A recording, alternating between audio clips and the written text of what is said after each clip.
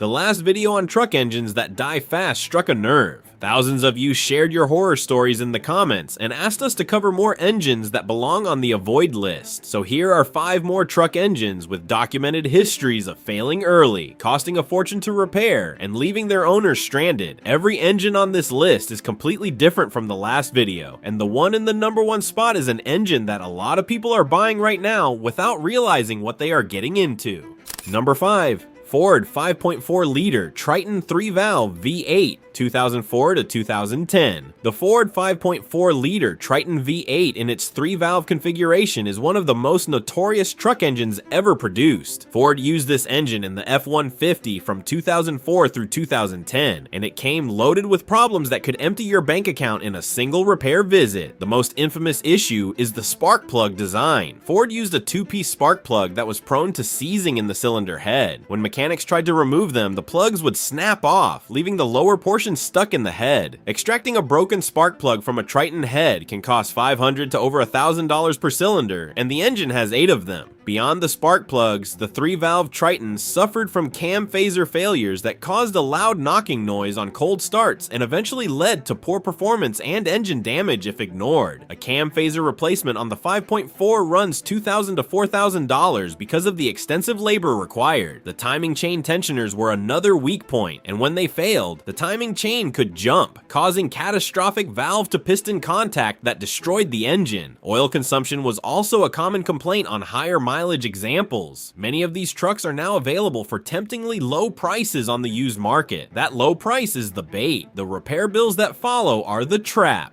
Number 4. Chevrolet Colorado 2.7-liter Turbo. The redesigned Chevrolet Colorado arrived for 2023 with only one engine option, a 2.7-liter turbocharged 4-cylinder. GM gave buyers no alternative, no V6, no diesel, just a single turbo 4-cylinder in a midsize truck. And the early reliability data is not encouraging. Consumer Reports gave the 2023 and newer Colorado a predicted reliability score of just 15 out of 100, tied for the worst in the entire truck segment. Owners have reported a range of issues including engine hesitation, rough idle, turbocharger lag under load, and transmission problems with the 8-speed automatic. The engine itself produces competitive numbers on paper, with 310 horsepower and 430 pound-feet of torque in the top configuration. But a turbo 4-cylinder doing the work of a V6 in a mid-sized truck that owners use for towing, hauling, and off-roading is being pushed hard from day one. Turbochargers operating under constant load wear faster than naturally aspirated engines doing the same work. The long-term durability of this engine in real-world truck duty is a legitimate question mark. For a truck that starts above $35,000 with no engine alternatives, the Colorado represents a significant gamble that many buyers did not sign up for.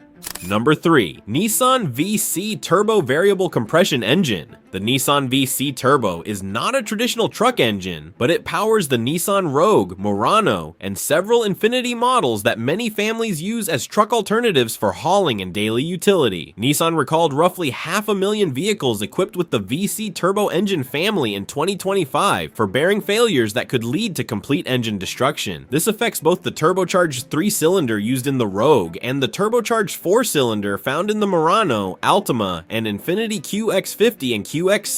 The VC-Turbo is one of the most mechanically complex engines in production. It uses a multi-link system to physically change the compression ratio while the engine is running, adjusting between high efficiency and high performance modes. That level of mechanical complexity introduces failure points that simply do not exist in simpler engine designs. When the bearings fail on a VC-Turbo, the fix is typically a complete engine replacement, not a minor repair. The real-world failure rate was significant enough to trigger a massive recall and multiple class action lawsuits. This is an engine that proves a fundamental truth about modern powertrains. The more complicated you make it, the more ways it can break. Number 2. Ford 6.0L Power Stroke Diesel. The Ford 6.0 Power Stroke Diesel is arguably the single most hated truck engine in American history. Built by Navistar and used in Ford Super Duty trucks from 2003 through 2007, this engine earned a reputation so bad that it spawned class action lawsuits, forced Ford to bring Power Stroke development in-house for all future diesels, and still haunts the used truck market nearly 2 decades after production ended. Ford sold hundreds of thousands thousands of Super Duty trucks with this engine. Many of those owners had experiences so terrible that they swore off Ford diesels entirely and never came back. The damage this engine did to Ford's diesel truck reputation took over a decade and an entirely new engine family to repair. To understand why the 6.0 failed so badly, you have to understand what it was trying to do. It replaced the legendary 7.3 Power Stroke, one of the most reliable diesel truck engines ever built. The 7.3 was simple, mechanically driven, and nearly indestructible. The 6.0 was supposed to be the modern upgrade: more power, better emissions compliance, improved fuel economy. Navistar achieved those targets on paper, but cut corners on durability in the process. The result was an engine that looked like progress on a spec sheet and fell apart in the real world. The list of common failures reads like an engine builder's nightmare. The EGR cooler is the most notorious failure point. It could crack internally and leak engine coolant directly into the intake or the oil system. When coolant mixes with oil, it destroys bearings, washes lubrication off cylinder walls, and can take the entire engine down if the leak goes undetected. Many owners did not know the EGR cooler had failed until they noticed white smoke from the exhaust or found milky residue on their oil cap. By that point, the damage was already done. Head gasket failures were another devastating problem caused by factory head bolts that were simply not strong enough for the job. The 6.0 runs high compression and significant boost pressure from its turbocharger. The factory torque to yield head bolts could not maintain proper clamping force under those conditions, especially as the engine heated and cooled through repeated duty cycles. When the head gaskets let go, coolant entered the combustion chambers, exhaust gases pressurized the cooling system, and the truck was headed for an expensive and time-consuming repair. A head gasket job on the 6.0 typically runs $3,000 to $5,000 at an independent shop because of the labor involved in accessing and properly torquing the heads. Oil cooler failures contaminated the coolant system with engine oil, creating a sludge that clogged passages and reduced cooling efficiency throughout the engine. This cascading failure would then contribute to overheating, which accelerated the degradation of the EGR cooler and head gaskets. The problems fed on each other. One failure led to conditions that made the next failure more likely, turning what started as a single issue into a chain reaction of expensive repairs. Injector failures added insult to injury. The 6.0 used hydraulic electronic unit injectors that were expensive to replace on their own, but the real cost came from accessing them. On the Super Duty, the injectors sit deep under the valve covers and turbo plumbing. In many cases, mechanics had to remove the entire cab of the truck from the frame just to get adequate access for the repair. A cab-off injector replacement could easily cost $6,000 to $8,000 or more once you added up parts, labor, and the time to reassemble everything.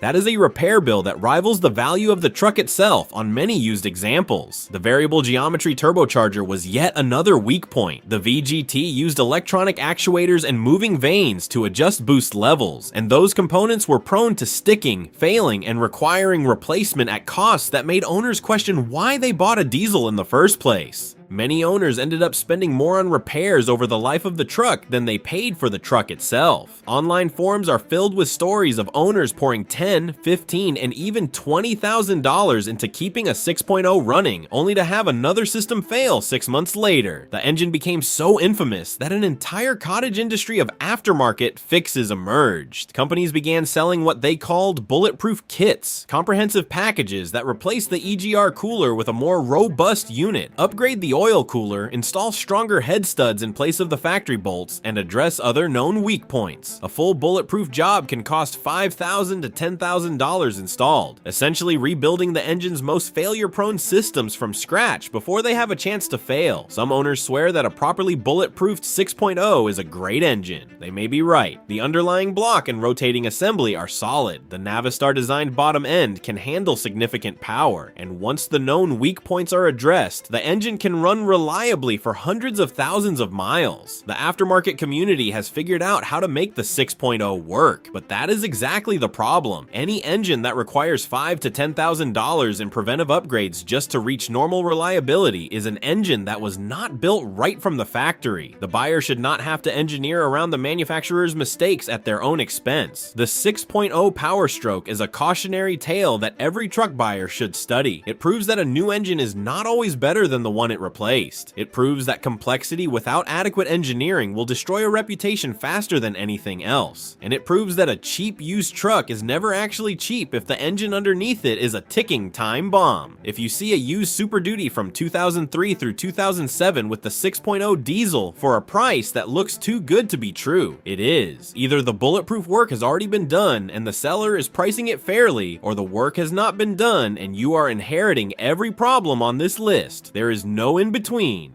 Number 1. Stellantis Hurricane 3.0-liter twin-turbo inline-six. This is the one that most people are not talking about yet. The Stellantis Hurricane 3.0-liter twin-turbo inline-six was introduced as the replacement for the legendary Hemi V8 across the Ram, Jeep, and Dodge lineup. It comes in 2 versions. The standard output makes 400 horsepower and 450 pound-feet of torque. The high-output version makes 540 horsepower and 521 pound-feet in the Ram 1500 RHO. On paper, the Hurricane is an impressive engine. In the real world, the early signs are concerning. The Hurricane is a complex engine by design. Twin turbochargers, direct injection, a high compression ratio, and sophisticated engine management software all work together to deliver V8 level power from a 6-cylinder package. That complexity means more components that can fail, more sensors that can malfunction, and higher repair costs when something goes wrong compared to the naturally aspirated Hemi it replaced. Owners on online forums have reported melted catalytic converters on the high-output version in the RHO, particularly under heavy use. Consumer Reports has flagged the Ram 1500 equipped with the Hurricane for below-average reliability, ranking it last among full-size trucks for the 2026 model year. Stellantis essentially admitted the Hurricane transition was a mistake by bringing back the Hemi V8 for the 2026 Ram 1500. The company realized that its core truck buyers wanted the proven simplicity and familiar sound of a V8, not a turbocharged 6-cylinder that costs more to buy and more to maintain. The Hurricane may improve over time as Stellantis works through the early production issues, but right now it is an unproven engine with limited long-term data, a higher level of mechanical complexity than what it replaced, and early reliability flags from owners and independent testing organizations. For a truck buyer choosing between a Hurricane and a Hemi on the same dealer lot, the Hemi is the safer long-term bet by a wide margin. The broader pattern here is one that should concern every truck buyer in 2026. Automakers are replacing simple, proven engines with complex turbocharged alternatives to meet emissions targets and improve fuel economy ratings. The problem is that complexity kills longevity. More parts means more failure points. More software means more things that can glitch. More heat from turbochargers means more stress on cooling systems, gaskets, and internal components. The engines that last forever, the ones from our other videos, are all simple by design. The engines that die fast are the ones that tried to be clever. The Hurricane may eventually earn its place, but buying one right now is betting your money on an engine that has not yet proven it can go the distance. 5 more engines that will cost you thousands if you are not careful. The Triton 5.4 will eat your wallet through spark plugs that seize and snap, cam phasers that knock like a hammer, and timing chain tensioners that can grenade the entire engine if they let go at the wrong moment.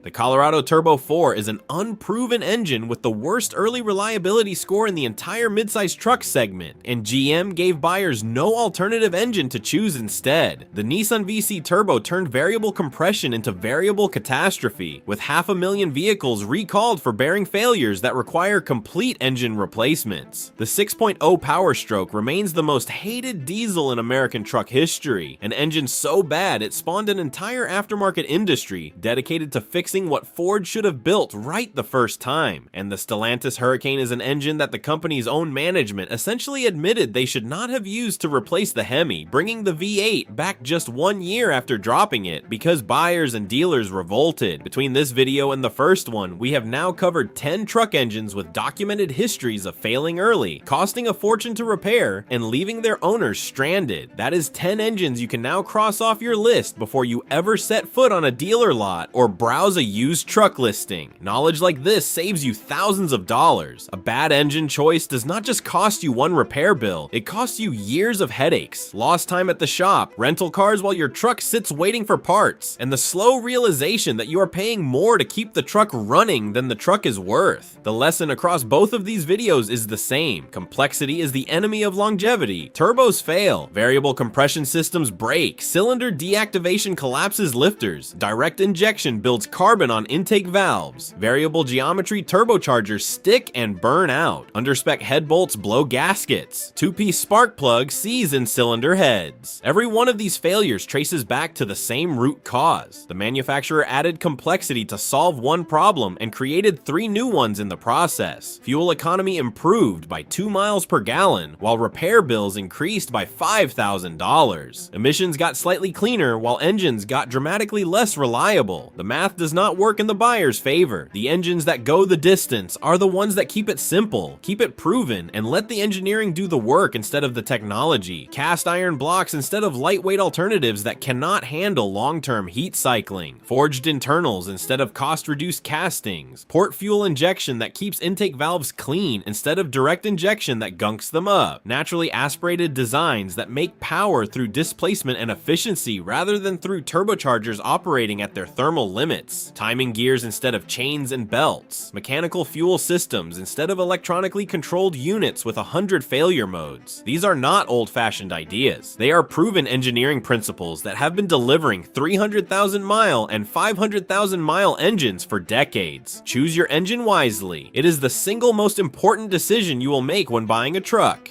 The paint fades. The seats wear. The infotainment system becomes obsolete the day you drive off the lot. But if the engine keeps running, the truck keeps working. And if the engine fails, nothing else about the truck matters anymore. You are not buying a truck. You are buying the engine inside it. Everything else is just the wrapper. If you missed the first video in this series, go watch it right now. It covers 5 more engines to avoid, including the GM 5.3 and 6.2 with AFM, the Toyota Tundra Twin Turbo V6, the first generation Ford 3.5 EcoBoost, and the Jeep Gladiator. Between both videos, you now have a complete guide to the truck engines that will drain your bank account and the patterns that connect all of them. Save both videos. Send them to anyone you know who is shopping for a truck, and make sure the engine under the hood is one that was built to last, not one that was built to meet a spec sheet. That wraps up 5 more truck engines that will die fast. Drop a comment with your worst engine failure story. Tell us which engine cost you the most money and whether you saw it coming or got blindsided. The comment section on the first video was full of incredible stories from real owners who learned these lessons the hard way. We want to hear yours. Subscribe for more honest truck content built on real data and real world ownership experience. We will see you in the next one.